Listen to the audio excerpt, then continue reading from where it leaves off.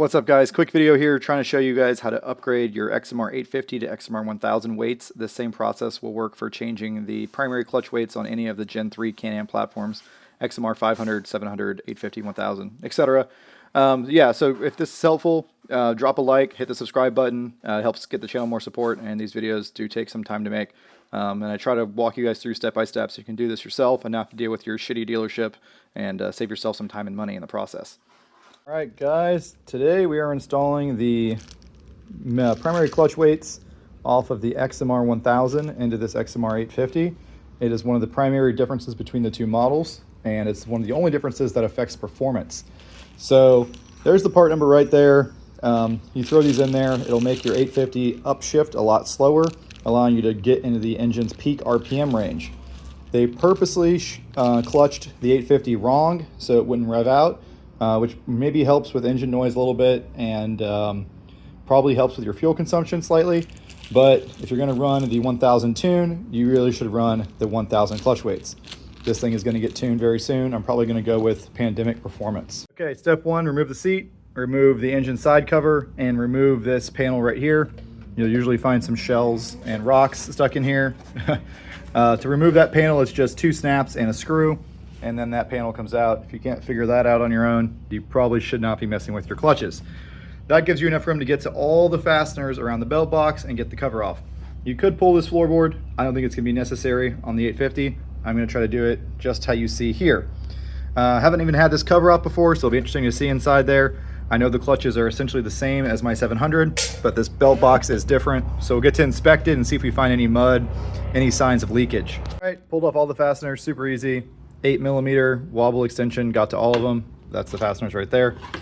And now the belt box should come off, in my opinion, unless I missed something. Okay, it's a little tight, but you can certainly get it off without removing any more covers. You have an access here. That looks like that pops off. And there's a screw and a screw and a screw that holds on this little guard duct piece. As you can see, it's extremely dry and clean in here. No sign that mud or water has ever got into this vehicle. Now we transfer the clutch weights. I believe that's these things right here. So I'm not really sure what that's going to entail. I've not really messed with these new P-Drive clutches very much. They've been so reliable. I haven't had to touch them on any of the Gen 3s I've owned or worked on. But we will figure it out, and I'll show you how it's done.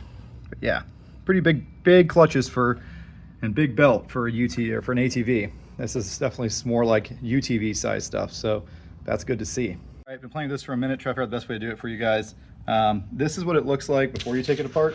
So that's your weight right there, and it's held in with this little pin that goes through the weight, and this little screw is what retains the pin. So this pin would come all the way across through here, and the little screw would be in there.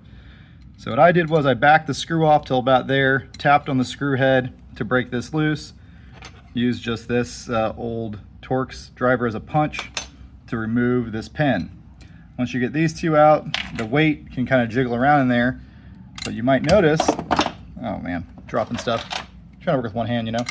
You might notice that the weight won't come out necessarily. It could be kind of stuck. If you can get it out right away, that's great. If not, some of these I had to take a pry bar, a big flathead screwdriver, not a pry bar actually, according to Snap-on. Put it right there and just pry a little bit to compress the spring in there, and then that gives you plenty of room to get the weight out. And then you just stick your new weight in and you're good to go. I'll put the GoPro on and I'll try to show you that with the GoPro so you can see what I'm talking about. All right, so here's how I changed these rollers. I'm gonna try to show you on this one.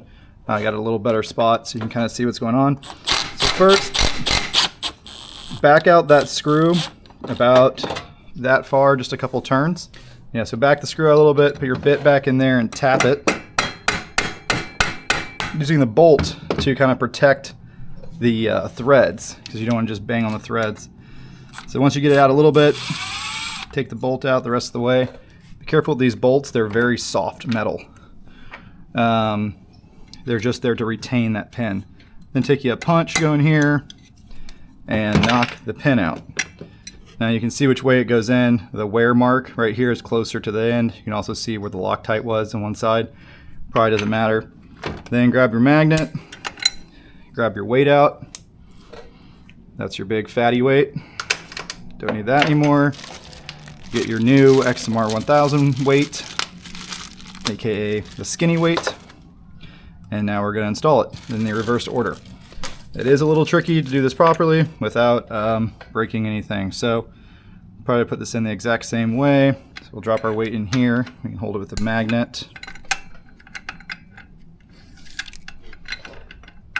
Go in. Why do you want to go in?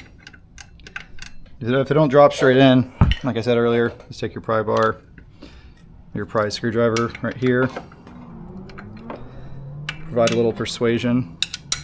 And once you get it in there, it should be nice and loose like that. So now you can wiggle it around. Okay, put this pin in the same way. Put that in through the weight. That's about as far as it'll want to go in right there. So see how it's sticking out a little bit? On that side, that's because this is a press fit and the screw actually kind of pulls it into the hole. So I put a little bit of blue Loctite on there. Start the thread by hand, of course. And then we're gonna set this thing to number 1 so we don't dork it up.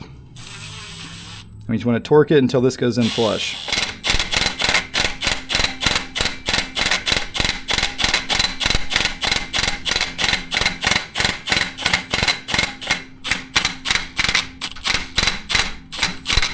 That's all you want right there. You go any more than that, you're gonna snap off this bolt head. Ask me how I know. Okay, so that weight is installed. That's all there is to it. You gotta do that for all 3 spokes and you're good to go. As you can see, there is a really big difference between the weight on the 850 and the 1000, the 850 weight being the really fat one.